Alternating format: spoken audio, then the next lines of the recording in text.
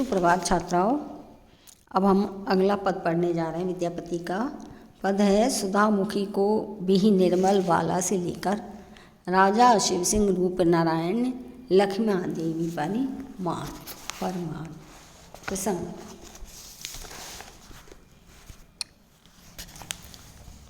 यह पद शिव प्रसाद द्वारा संपादित विद्यापति द्वारा विरचित विद्यापति पदावली के रूप वर्णन से लिया गया है। कोई सखी नायिका उसके ही सौंदर्य का वर्णन करती हुई कह रही है कि व्याख्या, जिसके मुख से अमृत बरसता है, ऐसी हे बाला तेरा निर्माण ना जाने किस विधाता ने किया है। वह सृष्टि का रचयिता विधाता तो नहीं हो सकता, वह तो ऐसा निर्माण कर ही नहीं सकता था। तेरा रूप तो अपूर्व है, सो ऐसा प्रतीत होता है मानो त्रिभुवन पर विजय प्राप्त करने वाली कामदेव की मंगलमाला हो। तेरा मुख मनोहर है, काजल से युक्त तेरे दोनों नेत्र ऐसे सुंदर लगते हैं मानो स्वर्ण कमल पर भुजंगिनी के दो खंजन पक्षियों के साथ खेल हो रहा हो। तेरी नाभि से ऊपर की ओर जो कोमल श्यामल रोमावली निकल रही है, वह ऐसी लगती है मानो नाभि रूपी विवर से तेरी सांस की हवा को पीने के लिए बाल सर्पणे निकल रही हो, किंतु वह तेरे नुकीले नाक को भ्रम से पक्षीराज गरुड़ की चोंच मानकर भयभीत होकर स्तनद्वय रूपी पर्वतों के बीच रुक गई हो। तुम्हारे नेत्र भी सामान्य नहीं है, ऐसा लगता है कि कामदेव ने तीनों लोकों को जीतने के लिए अपने 5 बाणों में से 3 तो छोड़ दिए और जो 2 शेष रहे हैं उन्हें प्रेमी जनों के वध के लिए तुम्हारे नयनों को सौंप दिया है। विद्यापति कहते हैं कि ओ श्रेष्ठ युवती, सुनो, इस रस को तो कोई ही जान सकता है। लक्ष्मा देवी के पति राजा रूप नारायण शिव सिंह जानते हैं, वे रसज्ञ हैं। विशेष में इसमें लिख सकते हो कवि की कल्पना शक्ति।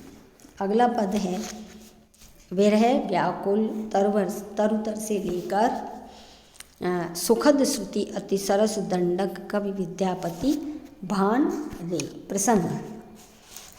ये प्रसंग वही है शिव प्रसाद सिंह द्वारा संपादित विद्यापति पदावली से लिया गया है और यह पद भी रूप वर्णन शीर्षक के अंतर्गत से लिया गया है। कोई सखी राधा से उसके विरह में व्यतीत कृष्ण की दशा का वर्णन कर रही है। व्याख्या। वह कहती है कि मैंने नंद के कुमार कृष्ण को मौलश्री के वृक्ष के नीचे तुम्हारे विरह से व्याकुल होते हुए देखा। हे सखी, उनके नील कमल से नेत्रों से अपार नीर बह रहा था, आँखों से बहुत ही आंसू बह रहे थे। वे आंसू चंदन के घोल, कस्तूरी कमल और कपूर से थे। वे अपने हाथ रूपी पल्लवों से अपने नेत्रों को ढककर धरती पर पड़े थे। वे स्वयं को संभाल नहीं पा रहे थे। यूँ तो मलय पर्वत की ओर से आने वाली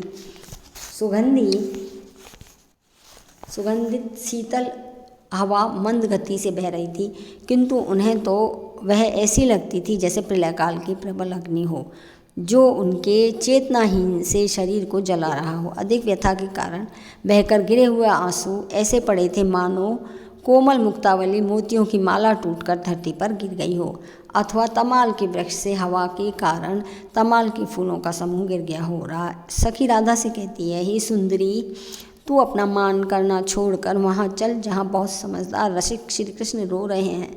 कवि विद्यापति कहते हैं कि मैंने इसी बारे में सुनने में सुखद लगने वाला सरस दंडक छंद रचा है। विशेष में लिख सकते हो चित्रात्मकता है वर्णन में, और कृष्ण की विरह व्यथित दशा का मार्मिक चित्रण है, और अलंकार अतिशोक्ति उत्प्रेक्षा अनुप्रास हैं।